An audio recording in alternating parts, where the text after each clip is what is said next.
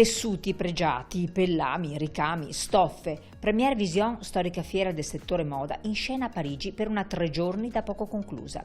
Richiamo a livello mondiale per i marchi fashion più importanti, presenti 23 imprese venete in 4 padiglioni fieristici. Tutte le volte che diciamo che la nostra azienda è in provincia di Venezia, comunque il cliente ne è sempre stupito ed è contento, insomma. Quindi non solo made in Italy, ma anche made per noi in Venice. Punte di diamante, simboli di innovazione e qualità supportate dal sistema camerale di Treviso, Belluno, Dolomiti, Venezia, Padova, Rovigo, Confartigianato, Imprese Veneto.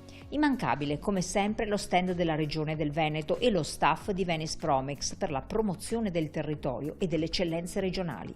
Ritengo che l'aiuto dello stand Veneto qui alla fiera di Première Vision sia molto importante, in quanto permette a noi aziende del territorio di avere una presenza fisica in zona e un supporto che ci permetta di espanderci meglio in questo mercato francese, che sicuramente è uno dei più importanti nel settore moda. È importantissima perché noi piccoli artigiani avere un supporto, una copertura è una garanzia, diciamo, per noi. Première Vision, volano con eventi, incontri settoriali, tendenze e sfide per la sostenibilità dei prodotti. Una 3 giorni impegnativa, ma solo toccando con mano si riesce a comprendere la differenza tra artigianato e produzione industriale. Molto interessante perché sono arrivati molti brand internazionali e molto conosciuti ma che non erano nostri clienti, e siamo molto felici di poterci incontrare perché non avrebbero avuto altri modi di venire a conoscenza della nostra azienda se non di incontrarci qui in fiera.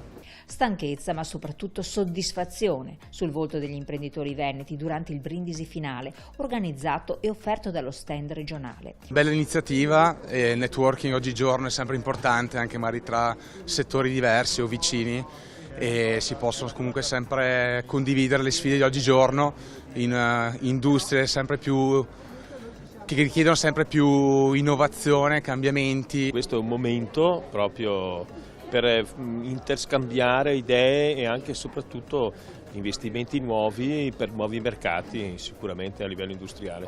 La promessa è quella di ritrovarsi per un'altra edizione, ancora insieme alla conquista del mercato internazionale, grazie ai prodotti unici made in Veneto.